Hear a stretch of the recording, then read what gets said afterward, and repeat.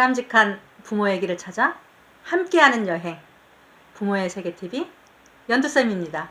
안녕하셨죠? 6월의 빨간 장미처럼 싱그런 하루들입니다. 오늘은 또 어떤 하루를 보내셨나요? 아이와의 대화가 조금씩 부드러워지고 계신가요? 우리는 지난 과정에서 상대방의 의사를 듣는 방법을 익히고 연습했습니다. 수용적 태도를 가지고 자녀의 감정, 생각들을 이해하면서 잘 들어주는 연습을 하셨습니다. 이제 이번 시간에는 효과적인 대화 방법 중 나의 의사를 전달할 때의 대화법에 대해서 알아보도록 하겠습니다. 두 가지 방법을 소개합니다. 어머님들, 때때로 우리 마음속이랑 다르게 표현될 때가 많죠. 예를 들면 학교에서 우산을 잃어버리고 온 비를 홈빵 맞고 온 아들, 마음속은 아프면서도 막상 입으로 나오는 말은 칠칠치 못하게 물건을 잃어버리고 다니니 우리 아이는 엄마가 마음이 아프다는 것을 알까요? 나는 칠칠치 못하구나. 이것만 기억에 남지 않을까요? 부모가 자녀에게 말할 원천이 생겼을 때 자녀의 행동에 대한 부모의 생각과 감정을 솔직하게 표현해주는 대화를 해야 합니다. 그 첫 번째 방법이 자녀의 행동을 표현해주는 대화입니다. 자녀의 행동을 평가적인 형용사를 사용해서 표현하다 보면 부작용이 발생할 수 있습니다. 즉, 자녀는 자신이 무엇을 잘못했는지 그것을 파악하기 이전에 엄마가 나를 싫어하는구나, 나는 나쁜 아이구나 등의 잘못된 해석을 해버리는 문제가 발생할 수 있습니다. 평가적인 형용사를 사용한다 함은 예를 들어 게을러 빠져서 아침 10시나 되어서 일어나니? 라는 게으르다는 평가를 말에 집어넣어서 하는 것입니다. 10시에 일어난 아이에게 10시에 일어났구나 라는 말을 한다면 행동을 표현해주는 대화를 시작하는 셈입니다. 말 그대로 아이의 평가를 사진 찍듯이 그대로 표현해서 10시에 일어난 것이 늦게 일어났다거나 게으르다라는 평가는 엄마 입으로 나오게 하지 않는 것입니다. 10시에 일어났구나 라는 말만을 통해서도 아이는 스스로 내가 너무 늦게 일어났구나 하고 스스로 자각을 할 수 있게 만들어줄 수 있습니다. 또 다른 예들을 봅시다.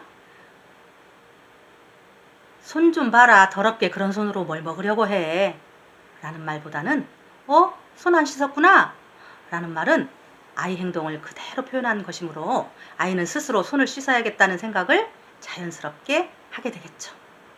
또 화장실에 왜 불 안 끄고 나왔어? 라는 부정적인 느낌이 드는 화법보다는 화장실에 불이 켜 있네 라고 그 상황만을 전달하는 화법이 더 좋은 대화법입니다. 아이가 불을 끄고 온다면 고마워 라고 긍정의 표현을 해주면 됩니다. 동생을 때리는 형이 있습니다. 동생을 때리는 것이 얼마나 나쁜 일인 줄 알아? 라는 평가적인 말보다는 동생을 때렸구나 라는 행동적 표현의 대화가 더 옳습니다.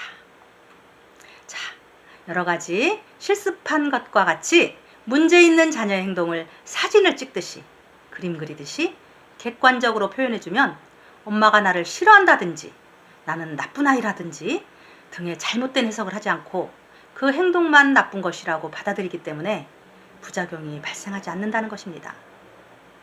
자, 지금까지 나의 의사를 전달하는 방법 중 자녀의 행동을 표현해주는 대화의 장점에 대해서 알아봤습니다. 두 번째입니다. 바로 나의 생각이나 감정을 표현해주는 대화입니다.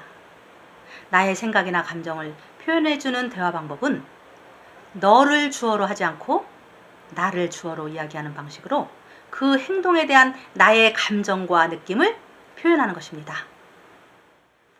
빙산의 거대한 아랫부분을 내 마음의 1차 감정, 빙산의 일각처럼 위에 나와 있는 부분을 2차 감정이라 했을 때 우리는 1차 감정보다는 2차 감정으로 표현하기가 일수입니다. 예를 들어서 아이가 숙제를 하지 않고 놀고 있습니다. 자, 1차 감정은 숙제가 안 된 걸 보니 걱정되는 마음입니다. 걱정입니다. 자, 방이 정리되지 않은 그 상황을 보고 내 마음에 드는 1차 감정은 걱정된다, 심란하다입니다. 그게 1차 감정들입니다. 그런데 그로 인해서 나타나는 2차 감정은, 즉 분노, 화, 속상함으로 첫 시간에 배웠던 방해되는 말투들을 쏟아냅니다. 자, 사례를 보면서 이해를 돕겠습니다. 아빠가 퇴근 후에 소파에 앉아 계십니다. 아빠는 오늘 몹시 피곤해서 얼른 저녁을 먹고 눕고만 싶으세요. 그런데 어린 아들이 계속 아빠에게 놀아달라고 조르고 있는 상황입니다. 아빠는 일단 내 몸이 피곤하다는 원천이 있어요. 의사 표현을 2차 감정으로 이렇게 합니다. 철이야, 저리 가지 못해? 왜 이렇게 귀찮게 구니? 자, 이 말을 들은 아이는 어떻게 해석할까요? 아빠가 피곤해서 쉬고 싶다는 것을 알아차리지 못하고 나는 귀찮은 존재구나. 아빠는 나를 싫어하시는구나. 라고 해석할 가능성이 매우 커집니다. 그러나 아빠가 나의 생각이나 감정을 표현해주는 대화를 할 경우에 이렇게 말을 하시겠죠. 아빠가 몹시 피곤해서 지금은 쉬고 싶어. 나중에 놀자. 라고 나의 감정을 잘 표현했을 때 아빠가 피곤해서 쉬고 싶으시구나로 제대로 잘 해석할 수가 있는 것입니다. 하나의 사례를 또 보도록 하겠습니다. 복잡한 시장에서 아들을 잃어버렸습니다. 나의 1차 감정은 무엇일까요? 네, 바로 크나큰 두려움과 걱정이겠죠. 그러나 1시간 후 아이를 찾았을 때 우리는 그 걱정했던 1차 감정보다는 이에 따라 일어난 2차 감정인 분노, 화로 표현을 합니다. 아이의 엉덩이를 마구 때리면서 이 바보야, 너 도대체 어디 갔었어? 앞으로 다시는 안 데리고 다닐 거야. 격정에 차서 화를 냈을 때 아이는 자신의 잘못보다는 부모에 대한 두려움과 자신의 행동에 대한 죄의식을 갖게 되는 결과를 초래할 것입니다. 나의 의사를 표현하는 방법 2가지를 알아보았습니다. 첫째는 자녀의 행동을 사진 찍듯이, 그림 그리듯이 평가적인 형용사를 사용하지 말고 객관적으로 표현을 해준다. 둘째는 너 주어가 아닌 나 주어로, 그리고 1차 감정으로 표현한다 였습니다. 그러면 이 2 표현 방법을 합쳐서 실습을 다시 해보겠습니다. 평소에 약간의 공식처럼 가지고 계셔도 좋겠습니다. 자, 아이가 늦잠을 자고 있어요. 영희야, 지금 8시인데 자고 있네. 네, 평가적 형용사를 사용하지 않았죠? 행동을 있는 그대로 표현했습니다. 엄마는 혹은 나는, 자, 나 주어죠? 네가 지각할까봐 걱정돼. 자, 1차 감정입니다.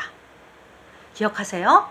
현재 상황을 있는 그대로 표현하고 그 다음에 나 주어로 표현을 하면서 1차 감정으로 말할 수 있는 나의 의사를 전달하는 바람직한 방법을 꼭 기억하시기 바랍니다.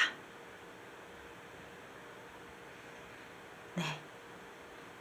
다음 시간에는 자녀와 어쩔 수 없이 발생하는 필연적인 갈등을 어떻게 대화로 풀어갈 것인지에 대한 문제 해결의 대화의 주제를 가지고 만나 뵙겠습니다. 문제 해결의 대화는 대화법의 꽃이라고 불리우는 아주 바람직한 대화법입니다. 다음 시간도 저 연두쌤과 바람직한 부모로의 여정에 함께 해주실 거죠? 감사합니다.